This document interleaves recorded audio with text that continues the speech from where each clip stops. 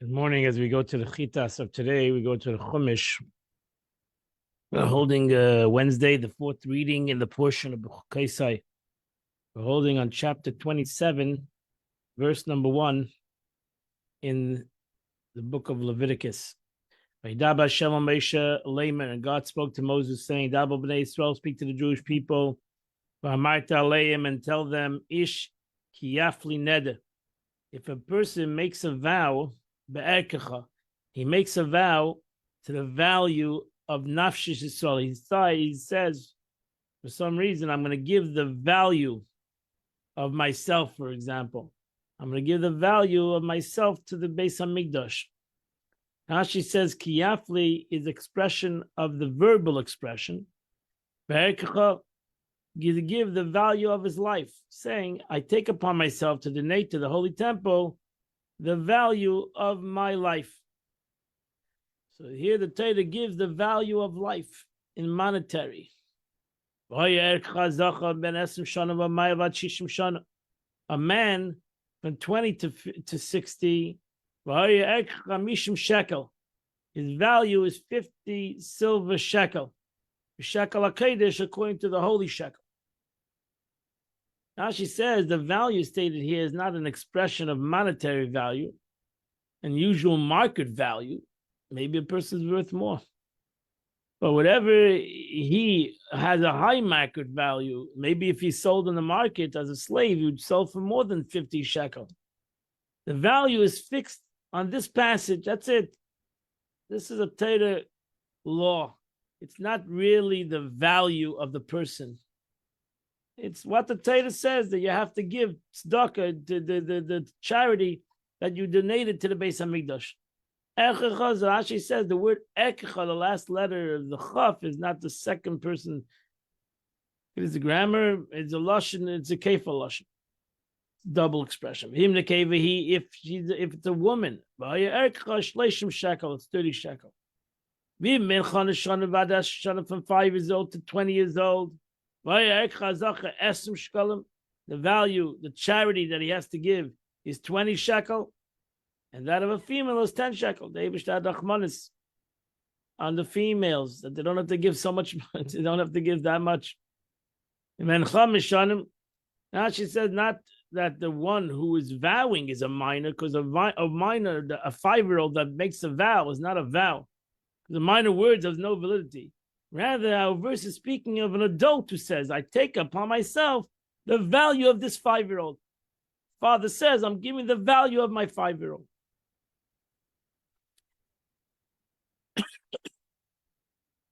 If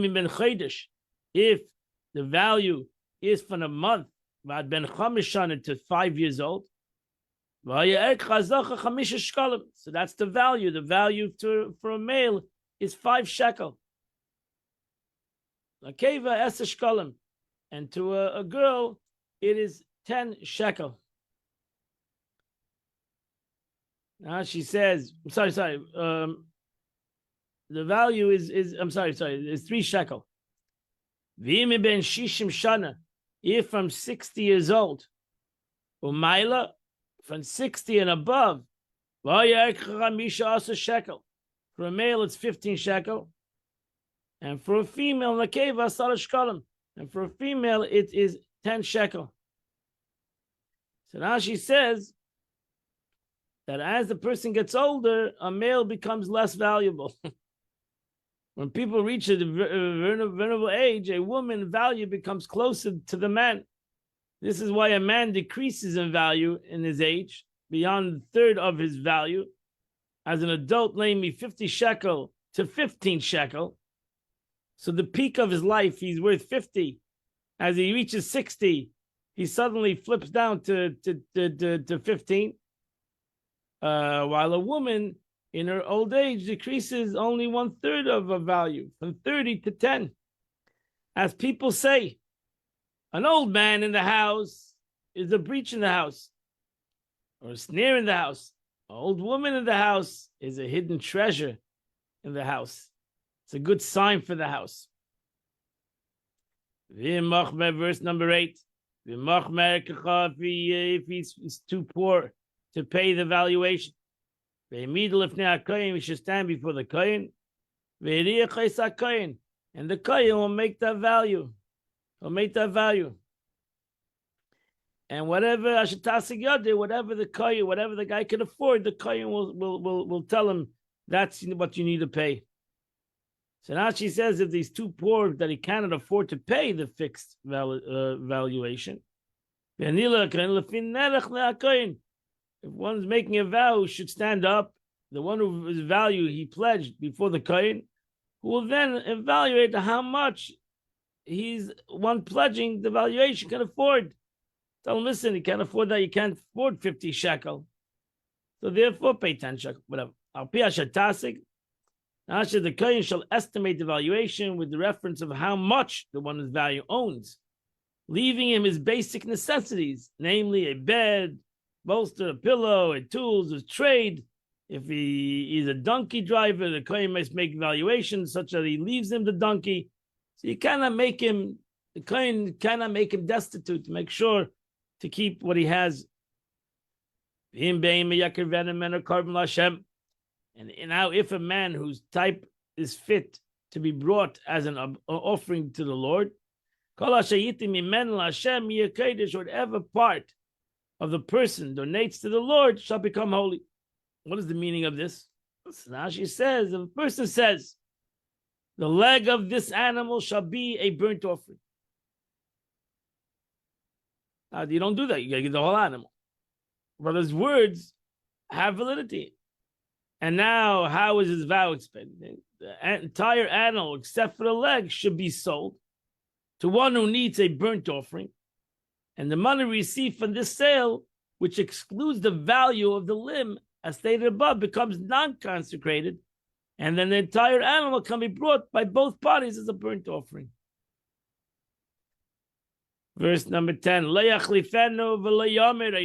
He shall not exchange it or offer a substitute. Whether it's a good to a bad one, or if it's a bad one to a good one. If you substitute one animal for another, then both the animal that you consecrated and the animal that you substituted both become kodesh. You have to be careful. You have to know these laws before you do any kind of substitutes. You might say, I'm taking an unblemished animal in the place of a blemished animal. And how much more should you say lavish if you replace a good unblemished animal with another good one? Or if you replace a bad blemished animal with another bad one, you might say, wow, he upgraded. So why wouldn't he upgrade? He made it better. So the Torah says, no, both of them will now become the blemished and the unblemished. Verse number 11. If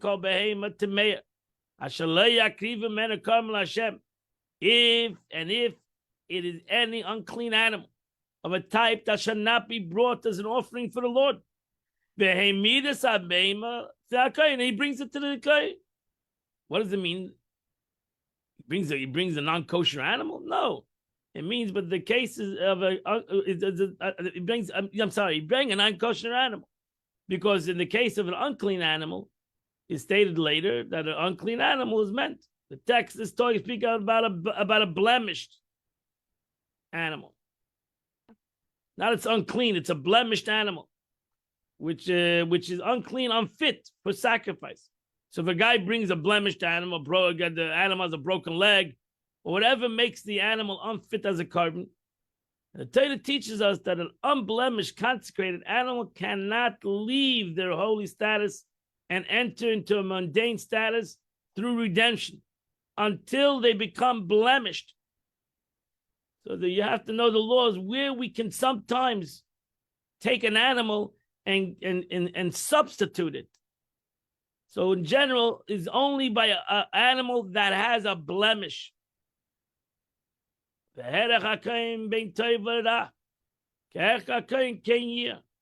kohen shall evaluate it, whether it's good or bad. Like the valuation of the kohen shall it be.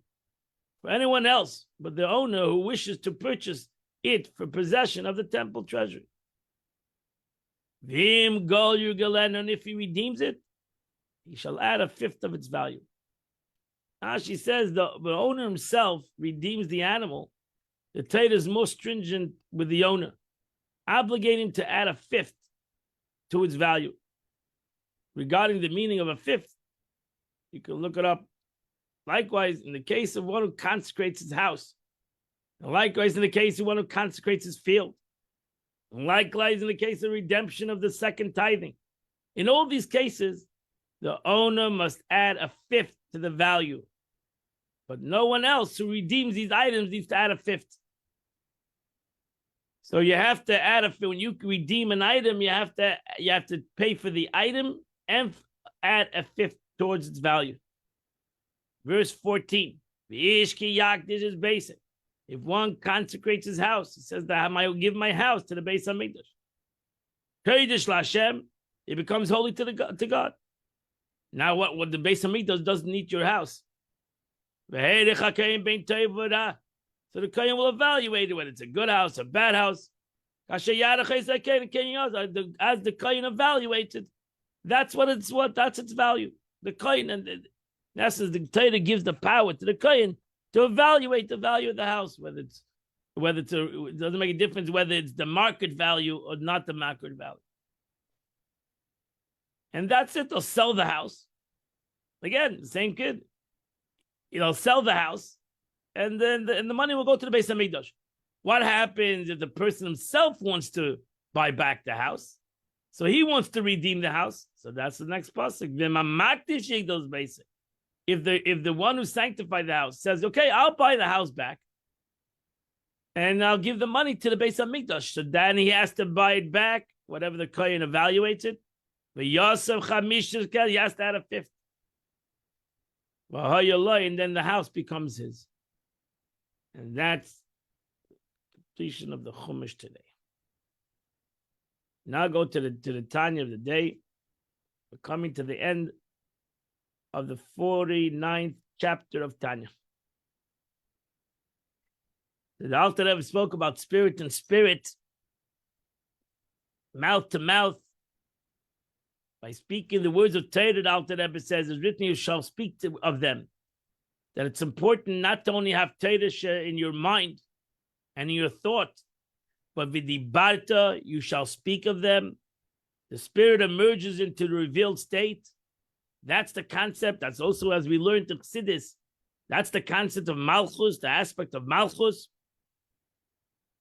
And this concept of Malchus is revealed through speech. That's why Malchus is the concept of Dibur. And that's the concept of the human being. His concept of revelation is speech. So the state of union of spirit with spirit is mainly brought about by the immersion of Torah of study. The reason for this is as follows.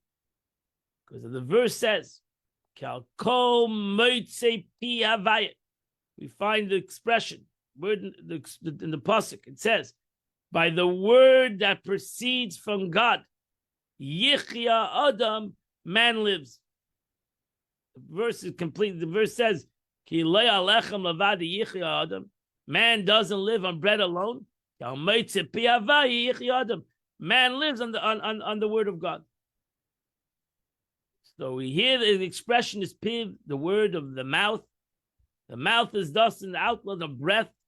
However, since that is crucial in understanding the Torah, for through the union of spirit to spirit is affected, why one must utter the word in order to arrive to this love? Why can't we just have the spirit of spirit, which is the mind? Alter Rebbe now addresses himself to this question and says that while it is true that for man himself, meaning his divine soul, cleaving to God, is attained chiefly through understanding Torah. So why do I need to speak? Speech is an outer expression. Really, meditation would be enough. The spirit, to connect spirit to spirit, is in your mind. Yet this only suffices for the divine soul. That's beautiful. In order to the divine soul plan to be realized, meaning that godliness be drawn down upon the animal soul, and that's the ultimate concept. Is not that we have the connection of the divine soul. The divine soul is connected naturally. So you connected more. But we wanted the divine soul to connect with the animalistic soul as well, and into the world as a whole. One must speak. This is because physical words are uttered by the animal soul. You speak through the body, which is your animal soul. You cannot speak if you don't have a body.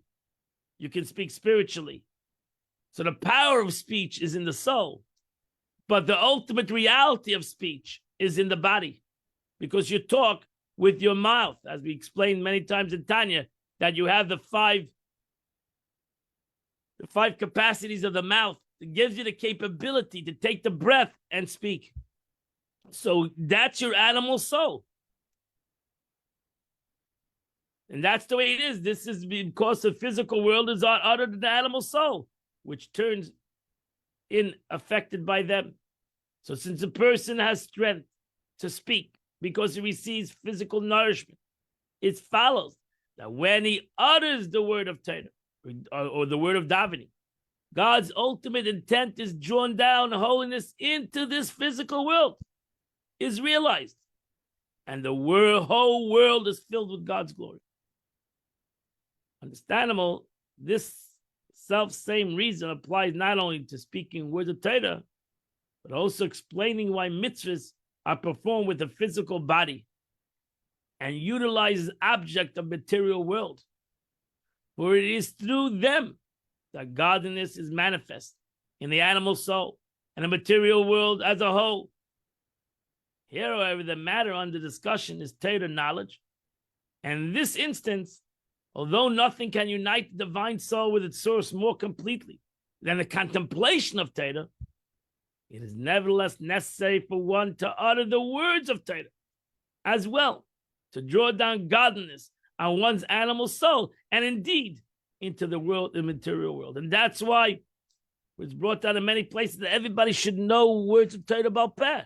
You should know Mishnayos Baal Peh, Tanya Baal Peh. So when he's walking the street, he should say these words of Torah. And he should say words of Torah.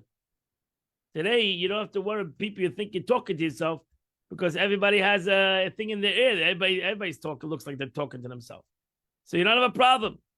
People think you're talking on your phone, and you're really saying words of Torah. And you should say words of Torah. If you saw great tzaddikim, you ever saw the Lubavitcher, when he walked the street, his mouth was always saying words of Torah. It's the Gemara expression, Rabbah, like Pasuk Pumim Megirs, that the Rabbah never stopped saying words of Torah. So whether he was walking the street, whether he was in a store, he was repeating verbally words of Torah, and we all can do that. That's how we purify the Aver Olam. That's how we purify the air in the world, because everything ultimately is connected. I breathe from the air of the world, and I'm saying the words of Torah, so I'm a filter. I become the filter of the air of the world. However, one does not fulfill one's obligation. Now, the Alter Rebbe explained that even though meditation is unbelievable, and as the Alter Rebbe demands on a person to meditate and to understand the greatness of God, and that's Talmud Torah, that you have to thrive and learn and in the learning of Torah, which is in your mind, and there's nothing greater than that. But you don't fulfill the obligation ultimately only with that. You need to speak it. So one does not fulfill one's obligation by meditation and deliberation only.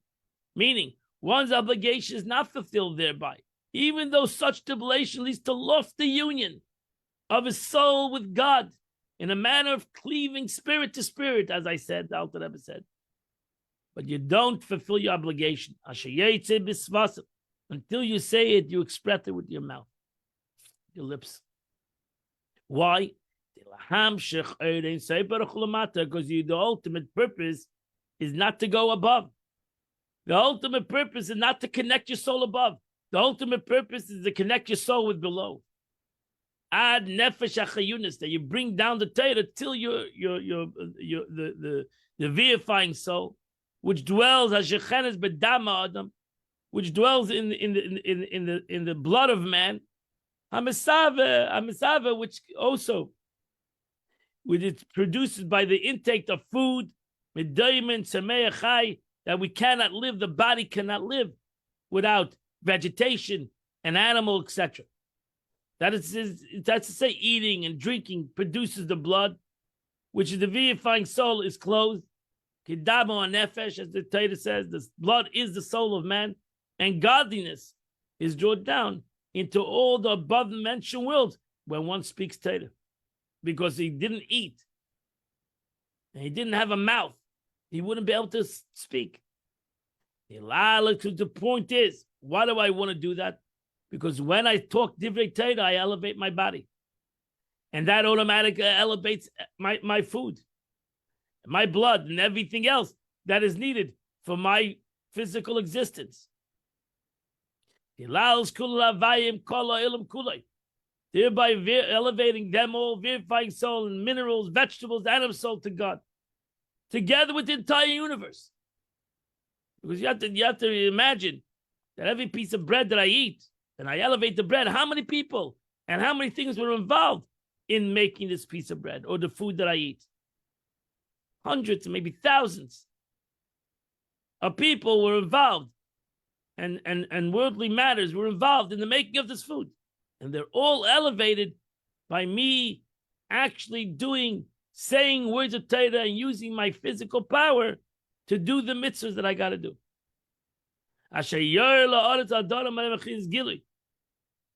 Which illuminates the world and its inhabitants in a revealed manner. The spirit of the verse that says, "V'nigla kveid havaya," the glory of God will be revealed, and in so much indeed that all flesh will ultimately see it. So right now we cannot see the revelation of how everything that I do elevates everything in the world, but amid Shem, not that's going to be something in the spiritual sense, that the whole world will see. But this is the purpose. That's the whole purpose. The whole purpose of what we explain in Chassidus and in Kabbalah. Say the Shtalshus, the way the Tzimtzumim, all the contractions, and the way the light comes into the world is for one reason. Is for one reason. The Eibush is not showing unbelievable, concept, the way he can come down to the world. He's trying to show off. The Eibush is doing one thing. It's for one reason. Lias kveid havayim ala'od. The Eibush wants the glory of God will fill the whole world. Alazud dafka, this physical world, b'chinas gilui, not only will fill the world in a hidden way, it'll fill the world in a revealed way. And how is that done? That's through the transformation of darkness into light. So may pervade this physical, especially by the revealed manner, to change darkness of klippus into light of holiness. Umerida lemiska, and bitterness of the world into sweetness, goodness, and the holiness, to reveal the goodness, the sweetness, the light of the world, as explained in chapter 36.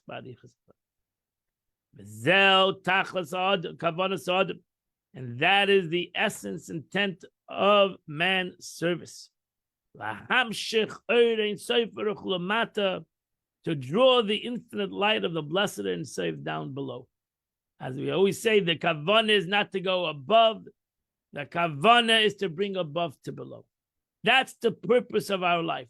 Not to go out of the world, but to bring God in the world. So therefore, though man's spiritual service and deep understanding of Torah are able through thought alone to fulfill the objective of his love, to cleave to God in a manner of cleaving spirit to spirit, the intent of his service should not only be for the sake of divine soul. That ultimately that's a selfish concept. Even if it's for spirituality, it's also a selfish concept. We're here to do God's mission. We all have a mission. And our mission is not to make great ourselves, but to bring God to the world. That's our mission. And this is accomplished through speaking Torah. It's also to be keeping God's desire of drawing down godliness into the material world. That's God's mission. And that's accomplished through the physical action, through speech. Now, before commanding us to place these words of Torah upon our heart and continue by saying, you shall speak to them, the Torah says you shall love the Lord your God with all your heart and with all your soul and with all your might, right? So those are the three expressions. I shall love God with all my heart, with all my soul, with all my might. For before godness is drawn down through Torah, man must first initiate arousal of love on his part. You cannot bring down godness into the world if you don't create this ava. If you don't create the right vessel for this light to come down. Only then will godness drawn through Torah and mitzvahs. So we have to create the vessel. We have to create every revelation needs a vessel. That's what we learn in Chassidus in general. Every light needs a vessel. So we need to create the vessel. What is the vessel of this Is Ava. Is Avas Hashem, the love of God. So when then godness will be drawn down through Torah mitzvahs, this is why the Alter Rebbe says. And that's why we need to have a lost man. We need to have a sarusa de la tata, an awakening from below. That's a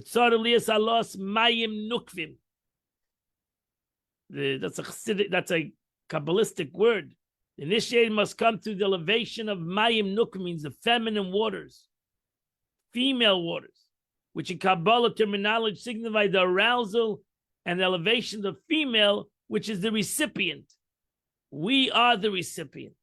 Humanity is the recipient. We need to awaken up our love of God.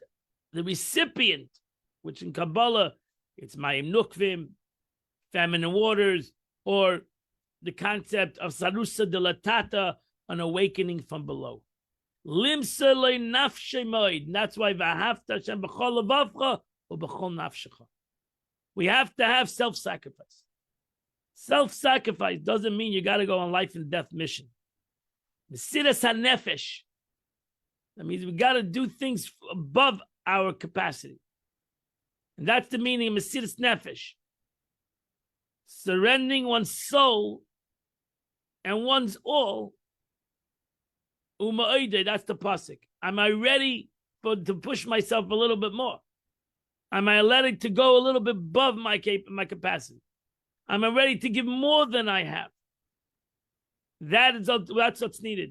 It's not needed a big situation, as explained before. So in order for godliness to properly drawn down through Torah mitzvahs, it's first necessary that there be elevation of Mayim Nukvim, emanating from man's love of God, to the degree that he's ready to forgo everything for his sake. It's not about him, even a spiritual sake. It's not about him. So the question is, am I ready to put myself aside? And even my spiritual self. I'm ready to do something for God.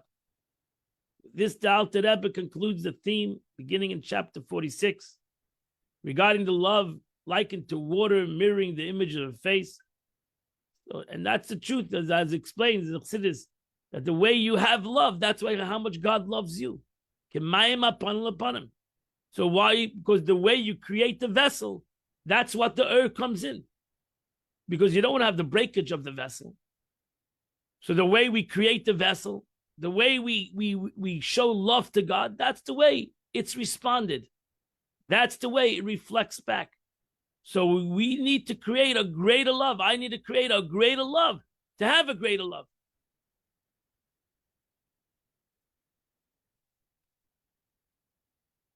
I think this concludes the chapter. I'm not going to go into this whole drush over here, but that's basically the end of chapter 49. And that concludes the chapter that, as the Alter Rebbe says, as the Alter Rebbe has explained to us, the preparation of the Shema, that how we prepare ourselves to the Shema, the two blessings that we say before the Shema, and ultimately what we're trying to accomplish with the Shema. What we're trying to accomplish with the Shema, as we know, is first of all Kabbalah Soil. That's the first chapter. The Eibishter loves us unconditionally. The Eibishter puts aside everything for us. That's why we should put aside everything for him.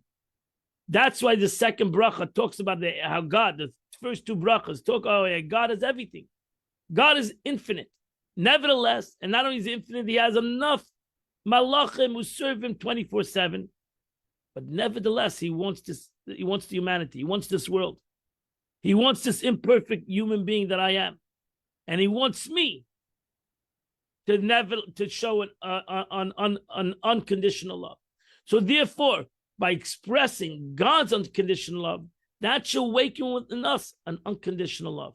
And that's why I say, I love the Eibishter. I'm creating the vessel that I love God unconditionally, above my capacity, greater than what I understand, greater than what I have. I'm ready to give up everything for the love of HaKadosh Baruch Hu. And I'm ready to do everything, not only for my gain, not even only for my spiritual gain, but I'm ready to do something for God's gain, what God wanted to accomplish in this world. And that's putting oneself on. That's Mesiras Nefesh.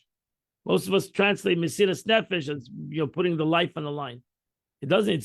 That's Mesiras Haguf. That's really the giving over the body. Mesiras Nefesh is giving over the soul. That means I'm ready to give over my soul. It's not about my soul even. It's about God. I'm doing the mitzvah because I want to accomplish God's mission in the world, which is Gilui Elokus, which is to reveal God in the world, to be a Kiddush Hashem, to sanctify God's name in this world. And that completes chapter 49 of Tanya. As we travel through the first book of Tanya, we're going in Mitzvah tomorrow in chapter 50, slowly coming to the end of the first part of Tanya.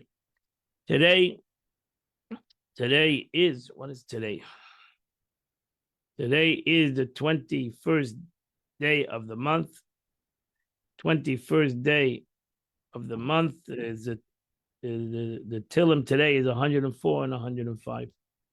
So if I do those two chapters, I would accomplish the Tillim, the Chitas of the day.